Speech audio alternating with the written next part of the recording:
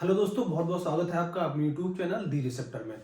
आज के वीडियो में डिस्कस करने वाले हैं हम बहुत इंपॉर्टेंट टॉपिक है, स्पेशली जो रिसर्च स्कॉलर है हमारे।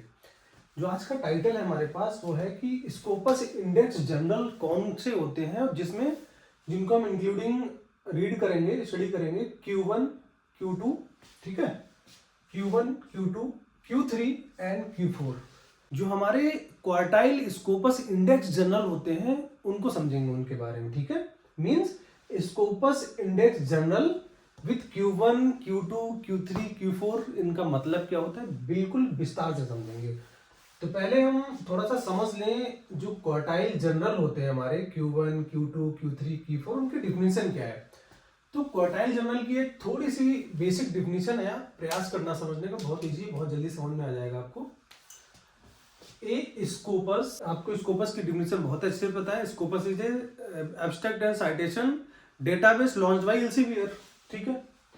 तो Scopus quartile journals refers to scientific journal, ठीक है, that is categorized into one of four quartiles based on its citation impact within its field। इस लाइन का सिंपल सा मतलब है कि जो जर्नल्स होते हैं स्कोपस में उनको मेनली 4 पार्ट में डिवाइड कर दिया गया है, ठीक है। किसके बेस पे? Based on citation, based on citation. और साइटेशन का मतलब क्या होता है कि हम किसी ऑथर को क्रेडिट दे रहे हैं। साइटेशंस का मतलब ये होता है लाइक अगर हम कोई स्टडी कर रहे हैं और हमारी स्टडी से मिलता जुलता कोई कंटेंट अगर आप यूज कर रहे हैं, मींस अगर हमने बताया कि पैरासीटामोल कॉक्स एंजाइम को इनहिबिट कर रहा है, ठीक है, और आप स्टडी कर रहे हैं अपने लैब में, आपकी भी स्टडी में यही चीज आ रही है, तो the source of research, the source of information कहां से आया? पहली स्टडी हमने की तो हमारा बेस मान के हमें साइट करके आप अपने रिसर्च में दिखाओगे ऑलरेडी ये जो स्टेटमेंट है, ये जो डेटा है वो रॉयल पटेल के रिसर्च से हमने लिया है। दिस इज कॉल्ड साइटेशन, ठीक है। उसी को हम रेफरेंसिंग स्टाइल में रिप्रेजेंट कर देते हैं, ठीक है। तो आई होप आपको स्कोपस के बारे में पता लग गया, साइटेशंस के बारे में पता लग गया। A Scopus quartile journal refers to scientific journal that is categorized into 4 types based on citation। Citation मतलब किसी ऑथर को हम क्रेडिट प्रोवाइड कराते हैं। अब देखिए, जैसा कि मैंने आपको बताया कि जो क्वार्टाइल जर्नल्स होते हैं वो 4 पार्ट में डिवाइड किए गए हैं, ठीक है। 4 पार्ट थोड़ा सा आप एग्जाम्पल के माध्यम से समझो। लाइक हमारे पास 100 जर्नल्स है, ठीक है। लाइक हमारे पास कितने 100 जर्नल्स है और 100 को हमने 4 पार्टों में डिवाइड कर दिया है, ठीक है। तो आपको भाई अच्छे से पता है 25-25 का डिवाइडेशन हो जाएगा, सॉरी हाँ 25-25 का डिवाइडेशन हो जाएगा, 25 इंटू 4 मीन्स 100 का रेशियो निकल आएगा। तो 25-25% जर्नल को हम लोग अलग अलग कैटेगरी वाइज डिवाइड करेंगे बेस्ड ऑन साइटेशन।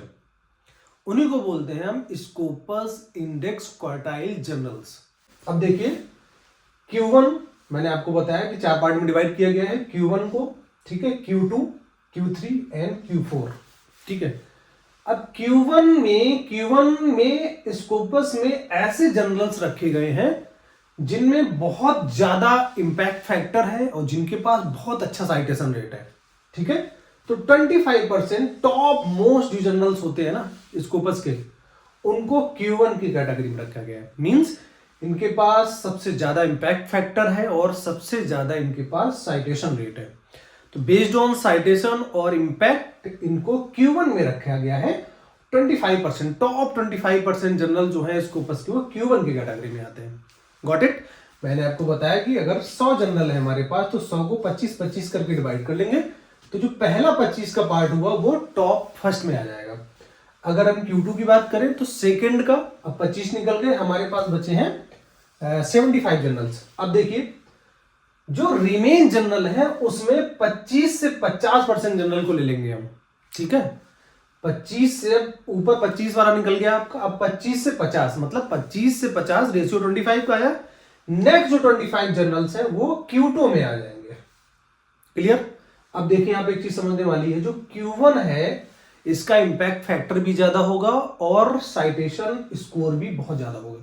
किसके कंपैरिजन में? Comparison of Q2। Clear, got it. अब देखिए Q3 के बारे में देखिए।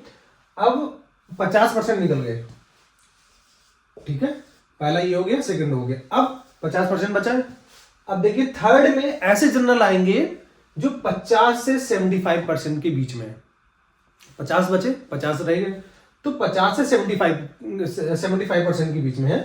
अब देखिए क्या है कि Q3 का जो साइटेशन रेट होगा, इंपैक्ट फैक्टर होगा, वो किसके कंपैरिजन में कम होगा?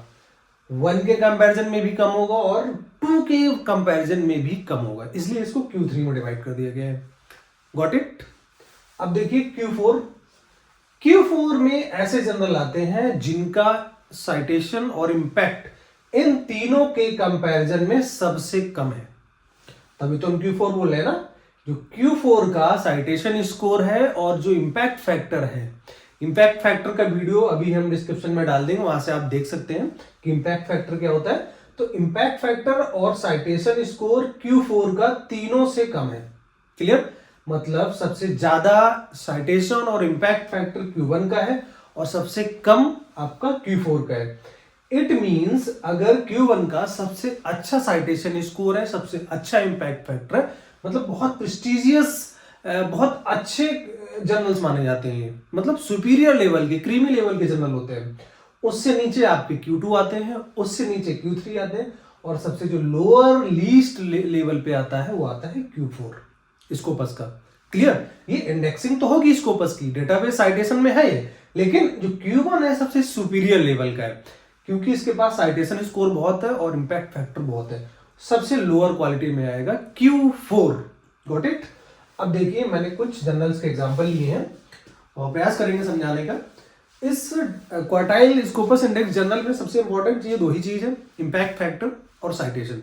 इंपैक्ट फैक्टर का वीडियो मैंने डिस्क्रिप्शन में डाला हुआ है, तो वहां से आप देख सकते हैं कि लास्ट 2 ईयर्स में साइटेशन स्कोर कितना रहा डिवाइडेड बाय लास्ट ईयर में नंबर ऑफ पेपर कितने पब्लिश्ड हुए, तो वहां से हम साइटेशन इंपैक्ट फैक्टर निकाल लेते हैं। अब Q1 में कौन से जर्नल आते हैं, मैंने थोड़ा सा एग्जांपल यहाँ पे रख दिया है जिससे आपको थोड़ा समझ में आ जाए। Q1 कैटेगरी में जर्नल आते हैं, एक नाम हमने लिखा है यहाँ पे सेल, जिसका इंपैक्ट फैक्टर है 66। यस, सेल जर्नल है इंपैक्ट फैक्टर 66। क्लियर। जो सेकंड एग्जांपल लिया है हमने वो लिया है Nature Review Molecular Cell Biology having impact factor 81। भाई मैंने आपको बताया था Q1 के पास साइटेशन स्कोर और इंपैक्ट फैक्टर सबसे ज्यादा होगा। तो सेल के पास देख रहे हैं आप 66 इंपैक्ट फैक्टर है, जो दूसरा जर्नल है उसके पास 81 है, मतलब Q1 में आते हैं। अगर हम Q2 की बात करें तो मॉलिक्यूलर ब्रेन में इंपैक्ट फैक्टर 5.3 है, ठीक है, और सेलुलर सिग्नलिंग में 4.4 है।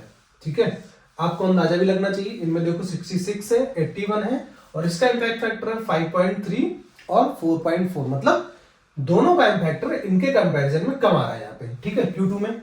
अगर हम Q3 की बात करेंगे तो ब्रेन साइंस का इंपैक्ट फैक्टर नियरली 2.7 है। सबसे ज्यादा 66, 81 Q1 का, Q2 का 5.3 है, ठीक है, 4.4 है। अब Q3 का 2.7 है, इससे भी कम है और इससे भी कम है। क्लियर। अब देखिए Q4 जर्नल की बात करें तो दी न्यूक्लियस, हाँ मैंने एग्जांपल लिया है दी न्यूक्लियस का, जहां पे इंपैक्ट फैक्टर उसका है 2.1। अब 2.1 इससे भी कम है, इससे भी कम है, इससे भी कम है, इससे भी कम है, क्योंकि इसके पास बहुत अच्छे साइटेशन स्कोर नहीं है, बहुत अच्छा इंपैक्ट फैक्टर नहीं है। ठीक है, तो आई होप जो Q1 है बहुत प्रेस्टिजियस जर्नल होते हैं, बहुत क्रीमी जर्नल होते हैं, और उससे लोअर जो होते हैं, सबसे लोअर होते हैं Q4। आई होप आपको स्कोपस इंडेक्स क्वार्टाइल जर्नल के बारे में आइडिया लग गया होगा। कुछ डाउट है आपका रिसर्च से संबंधित, आप हमें क्वेश्चन में पूछ सकते हैं, कमेंट सेक्शन में पूछ सकते हैं। Thank you.